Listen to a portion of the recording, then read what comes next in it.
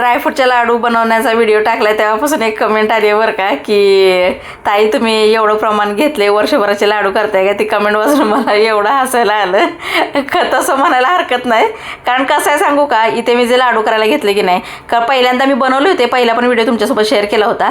ते 10 ते 15 दिवसातच लाडू संपून जातात आणि मग पुन्हा बनवायला लागतात, कारण दिवसाला प्रत्येक व्यक्तीने एक लाडू घेतला तरी 4 लाडू संपतात आमच्या इथं. मग 4 म्हटलं की आठवड्यात संपून जातं. म्हटलं ह्यावेळेस जास्तच लाडू करावे, निदान 20-25 दिवस तरी गेले पाहिजे. त्यामुळे त्या ताईंचं पण कमेंट बरोबरच आहे बरं का, कारण प्रमाणच मी जास्त घेतलेले अर्धा किलो प्रमाणे, आणि त्यामुळे इथे लाडू भरपूर झालेले आहेत. 90-92 लाडू झालेले आहेत. ते तुम्हाला पुढच्या व्हिडिओमध्ये दिसेलच. इथे सगळं मी आता भाजून घेतलेलं आहे, तुम्हाला दिसते. काजू बदाम, परत गुळसुद्धा घेतले, आता गुळाचा पाक करणार आहे. इथे सगळं खोबरं वगैरे सगळं बारीक करून वाटून घेतले, खारीक खोबरं.